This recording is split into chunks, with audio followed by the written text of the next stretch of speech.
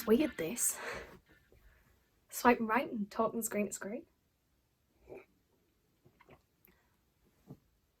Listen, before we can go any further, there's a couple of important things you need to know about me. I like to shock people. And if you ask me a stupid question, I'll give you a stupid answer. Me 70-something-year-old nana, she made us a cup of weak tea, sat me down and asked at 13, what sort of boys do you like? As if I was choosing a packet of crisps. What I should have said to her was smoky bacon. I like smoky bacon boys, nana.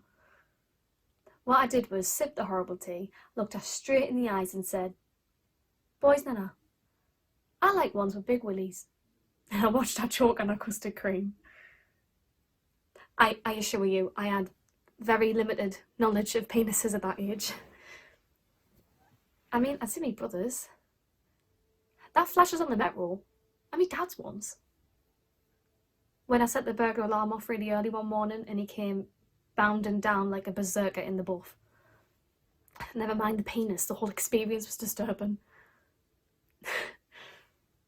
What I'm trying to say is, I've always known that a willy is the most important thing to a man. Well, that and football. And rugby if you're posh.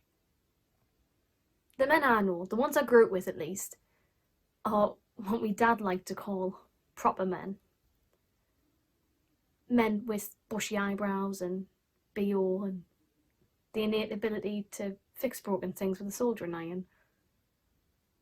Men like my dad will tell you that your skirt's too short on a night out. And what they mean is, proper men will look at you and they'll want to buy you a drink.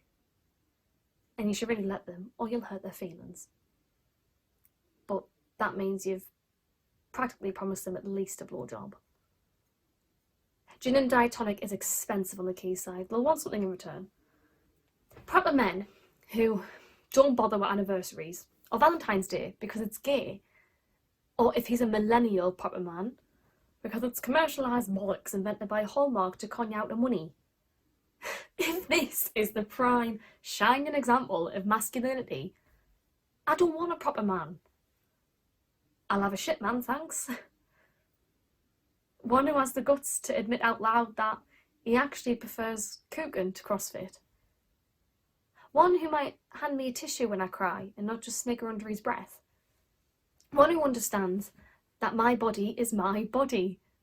And if he's very lucky, he might be able to see it naked from time to time.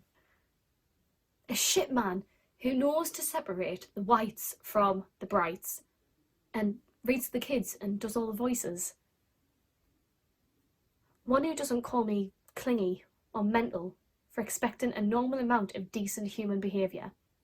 Like not standing me up when I've rushed home from work to exfoliate and glue on eyelashes and he just can't be arsed. And while we're on that topic, I want a shit man who appreciates the joy of a big, fully grown lady bush. It's supposed to be there, and I'm not ripping it out or burning it off for you. Just be glad that I'm letting you anywhere near it, mate. The proper men I know would never tell anyone how they feel in case a sliver of emotion betrayed the scared little boy inside.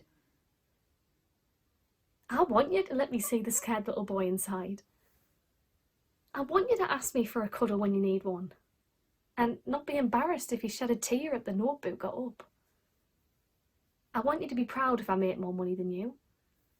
I want you to make the tea if you come home from work first, just like I would, and not piss yourself if I put tampons on the shopping list and it's your turn to do the Tesco run, and change the bairn's nappy.